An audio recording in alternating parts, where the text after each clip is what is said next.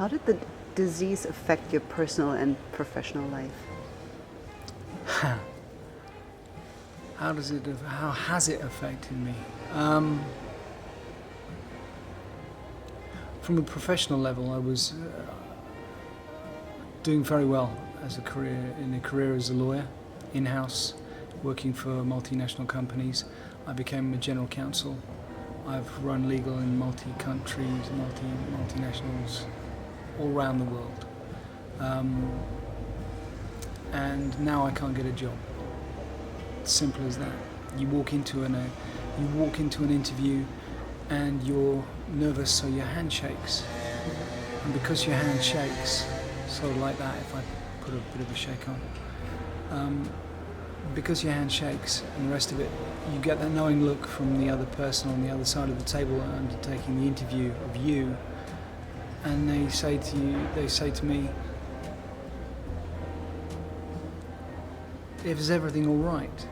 In that way that says so many other questions, like they're thinking, does he have a drink problem? Does he have a drug problem? Is he taking care of himself? And I respond, well, that's just Parkinson's. It doesn't affect my ability to do my job. It doesn't affect my ability to work through my role as a lawyer and do the best I can for my client. And then there's always somebody else who is more qualified. But I've got a hell of a lot of experience and qualifications, so sometimes that doesn't always work out in my head, but it doesn't matter. My life has changed professionally to be more broad. I have more strings to my bow. I've become more adaptable. I've become more flexible in my approach to how I create revenue streams, how I live my life, how I approach the world. And because of this, I do racing, and I put myself in positions where I feel really alive. I feel like I'm plugged into electricity, and I can feel just the world around me in a whole completely different way. And I can't explain it in any other way, and I'm sorry if that doesn't make sense. Personally, from relationship-wise, I think it is incredibly hard.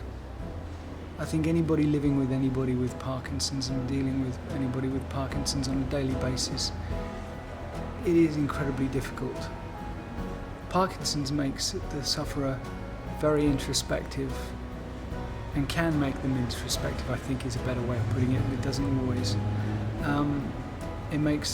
It can make them also incredibly selfish, because I think it's difficult for somebody living with somebody with a person with Parkinson's to fully appreciate exactly the nuances and effects of the disease upon that person at the time. But the person with Parkinson's is ultimately and always aware of what's going on with their body. The social stigma of trying to walk down the street without looking too rigid, with the ability to actually move one's hands outside of one's pockets without the hand shaking, to be able to walk properly without shuffling, to avoid those social embarrassments, and realizing that